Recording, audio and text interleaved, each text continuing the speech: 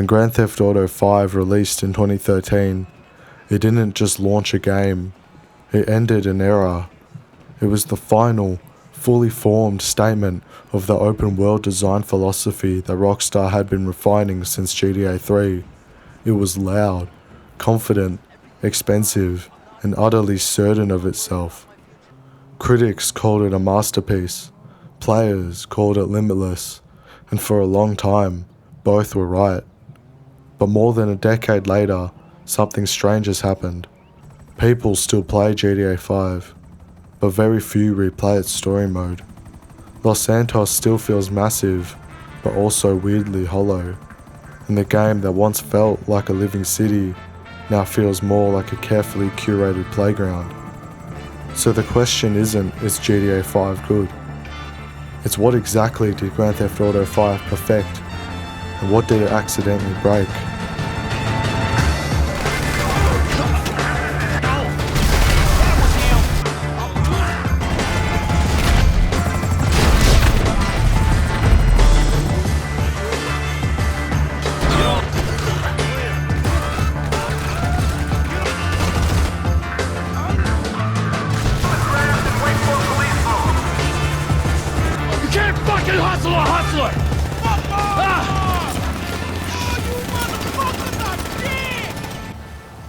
When I first started playing Grand Theft Auto 5, I didn't even care about the missions. I remember booting it up on my friend's PlayStation 3 after lying about how much I've played it, and just standing there for a moment, controller in my hands, letting the world move around me. Cars rolled past, NPCs argued on the sidewalk. It didn't feel like a game yet. It felt like I stepped into something alive, something already happening without me. But what really blew me away and what I was really interested in was just the physics. I'd walk up to random NPCs and just punch them, not because I was trying to be chaotic, but because I had to see what would happen. At the time, every fight felt different. One guy would stumble back and catch himself on a car before swinging wildly. Another one would crumple instantly, his body folding in a way that felt disturbingly real. Sometimes they'd try to get back up and I'd just kick him in the head. I'd knock someone into a railing just to watch how they bounced, how momentum carried them, how the environment seemed like it mattered. I'd literally spent hours doing this. No map marker, no objective, just testing the rules of the world. Shootouts were the same thing. I wasn't really chasing police stars or high kill counts. I was just watching bodies fall, watching how bullets changed momentum, how people staggered, spun, collapsed, how someone shot mid-sprint would tumble forward instead of dropping straight down. To my undeveloped 8-year-old brain, it felt so revolutionary, like Rockstar had cracked some hidden code about weight, force and consequence that other games haven't even attempted. Back then, GTA 5 felt limitless, like anything I tried would be met with a reaction I'd never seen before. It wasn't about crime or story or satire to me. It was about my curiosity, about pushing the world just to see if it would push back. And that feeling has stuck with me, because now, years later, when the cracks in the game became obvious, I still remember how stunned I felt that a virtual world could feel so physical, so real. What made GTA 5 feel untouchable wasn't just its scale, it was its cohesion.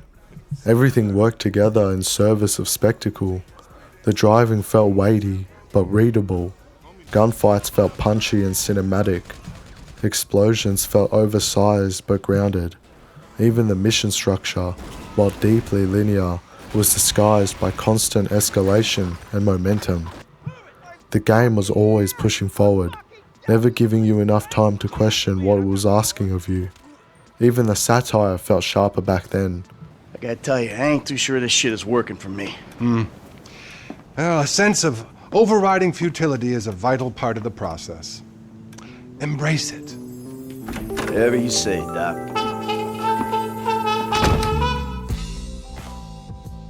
GTA 5 wasn't just parodying America, it was keeping pace with it. Social media narcissism, empty self-help culture, corporate rot disguised as innovation, a society obsessed with status, image, and surface-level success. In a post-recession world, the writing felt timely, bitter, and self-aware. Kill me. Now I got multiple sexual harassment lawsuits, plus I'm an addict, alright? And I've relapsed. I can't stop jacking, dude. I jack it in traffic. What's your talent, huh? I mean, aside from love and sex. Dude, haven't you seen my show? It's not live, it's not funny. That's my genius. I got no fucking talent. Clearly ain't being humble, T. And from a development standpoint, it was a technical marvel. This game ran on consoles that were already outdated when it launched, yet Los Santos felt dense, reactive, alive. Traffic had logic. NPCs seemed like they had routines. Wildlife roamed the countryside. Physics had weight. The world wasn't just big, it was also convincing. At the time, GTA 5 didn't feel like a stepping stone. It felt like the final statement. And that matters, because masterpieces don't just succeed, they close chapters. To understand GTA 5's legacy, you have to remember the moment it arrived. In 2013, open world games were still chasing a fantasy. One map, endless freedom.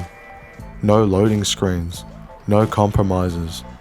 Developers were obsessed with scale, bigger cities, longer draw distances, more icons, more systems stacked on top of each other, and yet very few games can make that scale feel seamless. But GTA 5 did. 3 protagonists, seamless character switching, a city, a desert, mountains, oceans, all rendered with absurd technical confidence on aging hardware. This was Rockstar saying without hesitation, this is as far as the formula can go. GTA 5 was the ultimate expression of cinematic open-world storytelling, satirical writing as cultural critique, sandbox chaos as player expression. It didn't need to reinvent Grand Theft Auto, it needed to perfect it. And for its time, it did exactly that. Real professional.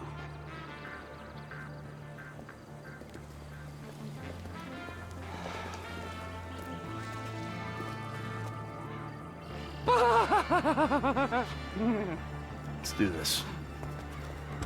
Let's go. Los Santos looks alive. Traffic flows naturally. Pedestrians argue, jog, smoke, text. The radio reacts to your reactions. News reports reference recent missions. The city breathes. But there's an uncomfortable truth. Los Santos doesn't really care that you exist. Once the story ends, the world freezes into a loop. Shops don't evolve.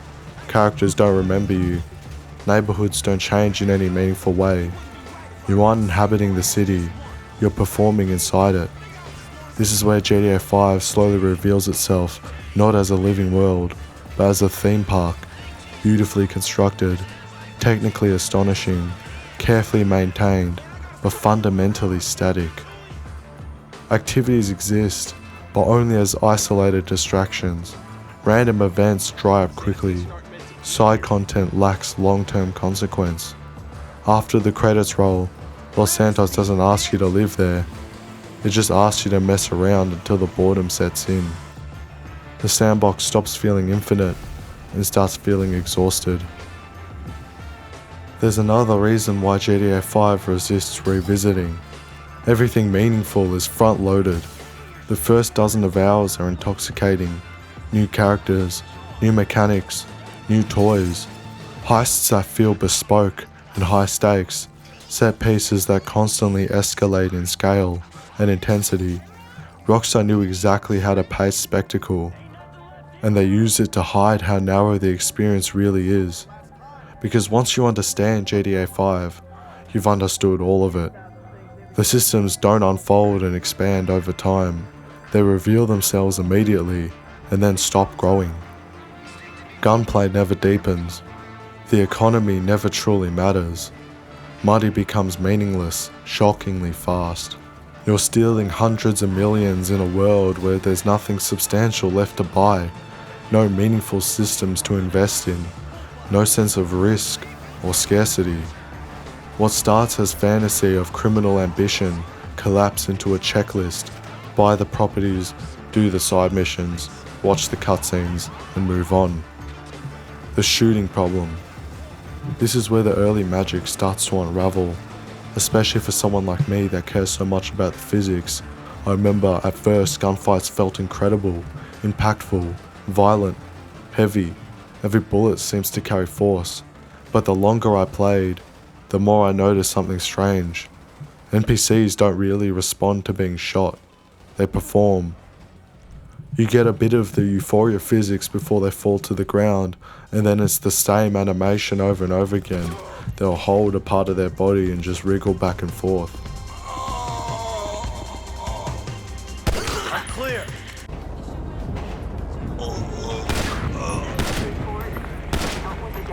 Different weapons, different calibers, but the same reactions. What once felt like emergent physics slowly revealed itself as animation recycling. They couldn't even make slight variations. Maybe they'll get up and shoot again, but if they don't, it's just the same thing. You start to recognize the tells. The illusion breaks. Enemies stop feeling like bodies governed by physics and start feeling like props, triggering preset responses. Early on, GTA 5 convinces you that it's a simulation. Over time, it reveals itself as spectacle. There is a constant conflict between player freedom and cinematic control, and this tension exists everywhere in GTA 5. Missions demand precision and obedience in a world that otherwise celebrates chaos. You'll fail a mission for improvising, even if it's creatively, and the game immediately snaps back. This is Rockstar's story, not yours. Approaching from the wrong angle, use the wrong weapon, break an invisible rule, mission failed. On a second playthrough, the magic disappears. You see the rails, you feel the scripting, you realize how little actually changes. You aren't discovering new paths, you'll be reenacting the choreography already set out for you. The 3 character system at the time was revolutionary, but also limiting. Michael represents decay, Franklin represents ambition, Trevor represents chaos. It's brilliant on paper, but fractures player identity. You never become any of them, you borrow them. Their arcs, as little as they are closed, predetermined. You aren't shaping them, you're performing as them, watching their lives unfold rather than inhabiting them. That's why replaying GTA 5 often feels so hollow. You already know the lines, you already know the beats. Nothing meaningfully bends. GTA 5 satire was sharp in 2013, but satire has a lifespan. Reality caught up, then surpassed it. What once felt like an exaggeration now feels tame, predictable, sometimes even lazy. What's her talent? Dancing. Oh, Christ, she's a horrible dancer. Michael! She might disagree with you on that. The world that we live in, the world that GTA 5 tries to mock, has only become louder, stranger, and more extreme.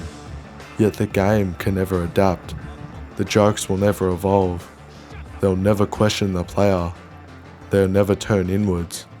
Los Santos becomes a snapshot of a moment that passed it by, preserved perfectly, but no longer alive. Is this $7? I said something nice, not expensive. You want to be a greedy fucking cow, huh? No. Now get the fuck out of here, alright? Grand Theft Auto Online adds what GTA 5 single player quietly avoids: progression, persistence, long-term goals, player-driven stories. In online, time actually does something. Money isn't just a punchline, it's a ladder. Properties unlock systems, businesses feed other businesses. Your character isn't finished when you spawn. They're defined by repetition, failure, and accumulation. The world doesn't reset when the credits roll, because there are no credits, only continuation. And that's the irony. To give players meaning, Rockstar had to abandon nearly everything the single-player campaign was built on. They stripped away authored satire, tightly scripted missions, and cinematic control. They removed the sharpness of character, the pacing of story, and the moral framing of the world. In its place, they built systems, grindy, sometimes hollow, often exploitative, but systems that remember you. Online doesn't care who you are, it cares what you've done. Single-player GTA 5 is obsessed with control, but online is obsessed with persistence. Grand Theft Auto Online proves that Los Santos isn't just a place you live in, it's a place you pass through. It does this not by fixing the problem, but working around it. It bolts meaning onto a world that was never built to sustain it. It turns its stage into a treadmill, a satire into a service, a city into infrastructure, which is why GTA 5's greatest achievement is also its quietest limitation. Rockstar didn't build a world that waits for you to inhabit it, it builds a destination. And once you've seen everything it has to offer, there's nowhere left to be, only somewhere else to go. Is that a clip or not? So, is Grand Theft Auto 5 still a masterpiece? Of course it is, but not in the way we used to mean it. GTA 5 perfected an old design philosophy so thoroughly that it revealed its limits. It showed us that bigger worlds don't mean deeper ones. Freedom without consequence becomes hollow. Spectacle ages faster than systems. Grand Theft Auto 5 didn't fail, it finished the job. And that's why we don't replay it. Not because it's bad, but because we've already seen everything it has to show us. It isn't obsolete, it's a monument to an era where scale was king, realism was the flex, and immersion meant visual density, not emotional permanence. And once you've walked through a monument enough times, you don't live there anymore, you remember it. Thank you for listening. Ain't that a bitch? You know, Devin, the way I see it, and hey, I'm no intelligent businessman like you, but the way I see it, there's two great evils that bedevil American capitalism of the type that you practice. Number one is outsourcing.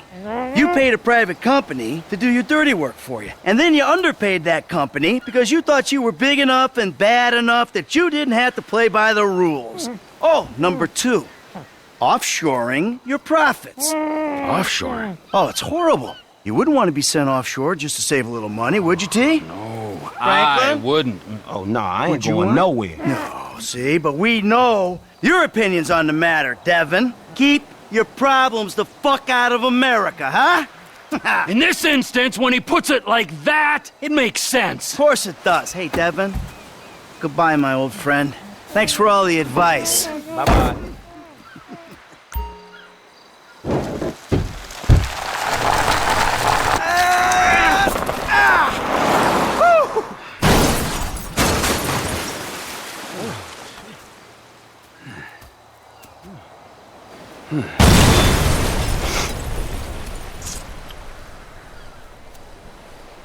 So now what? Now we keep a low profile and get on with our lives. As friends? Well, do I have a choice? No, not really. All right, then. As, flawed, awful, totally uncomfortable, and poorly matched friends. Absolutely. Oh, that's perfect. Then we can get back to the kind of capitalism we practice. Shit, I don't know how much more better that is than Devin's kind. Ooh, hypocrisy, Franklin. Civilization's greatest virtue. Jesus, your therapist has a lot to answer for. I know, I still hate myself. But hey, at least I know the words for it now. Yeah, but I hate you, and I know the words for it. So does that mean I don't have to go to therapy? Look, man, you two motherfuckers terrify me of that middle age. I'm good. You're right to be afraid, Franklin. Yeah. Be very afraid, Franklin.